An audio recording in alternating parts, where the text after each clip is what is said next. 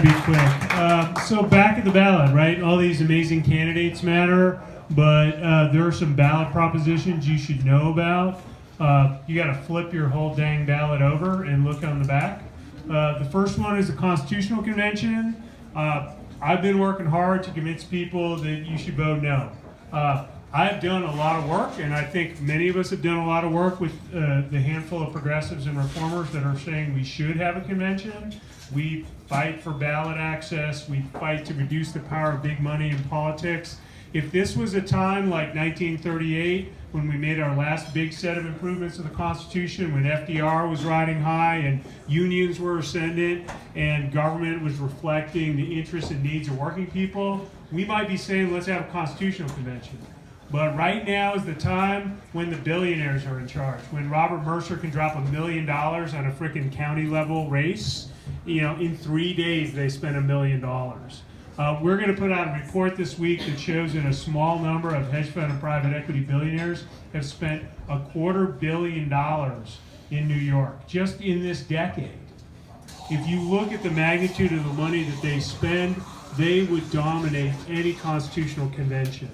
And in the Constitution are crucial protections for voting, for our environment, for labor, collective bargaining and pensions, for public schools, for the protection of immigrant rights and criminal people charged with crimes. There are so many good, strong things in the New York Constitution, including a requirement for aid and care to the needy, for homeless families, right? There are a lot of good things in there, and the billionaires would dominate a convention, work for a huge tax cut that would mainly benefit billionaires, try to weaken unions, try to privatize our public schools, try to take pensions away from people who were promised them when they were working. Those kinds of things should not be up for grabs. So I think it's time when we work on winning all these local races, on getting John Faso the heck out of office and getting one of these great, amazing candidates in. One of the big issues that a lot of the environmental groups have been looking at is fracking, right? We got some lawn signs. If you're against fracking and you're against the Constitution, pick up some lawn signs.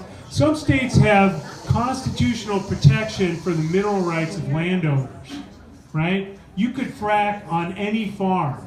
You could frack in any subdivision. If our Constitution added some obscure language like they have in Texas and North Dakota, you could see fracking rigs in your backyard and there wouldn't be a damn thing you could do about it, right? Governor Cuomo's fracking ban would be unconstitutional if they pulled that off.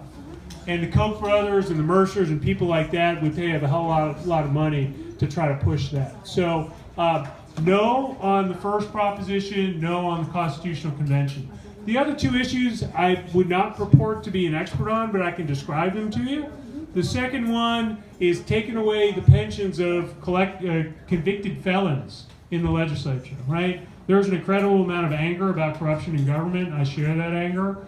We've seen, I think, 38, 39 people dragged out of the State House in Albany and put away behind state or federal bars over the last 10 years.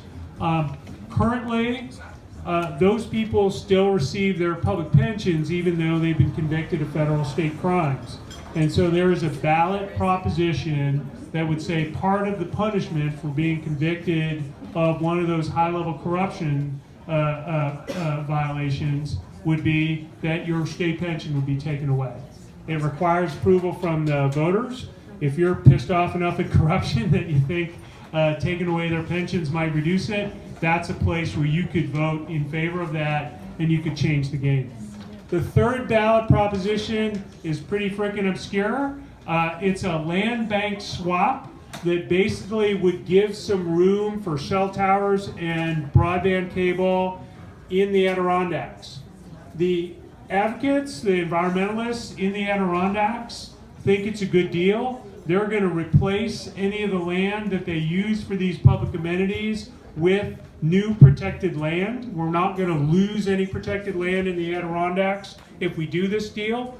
And the communities in the Adirondacks that need some 21st century communications infrastructure, that need a good, strong economy that comes from having that kind of access.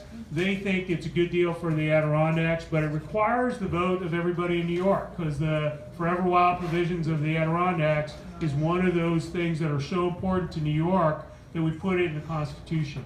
So if you think the Adirondacks should have a deal that they are in favor of up there to swap some land around the thruway and in some parts of the Adirondacks for communications infrastructure and get back some other land Forever Wild, then you could vote in favor of that. Those are the three propositions.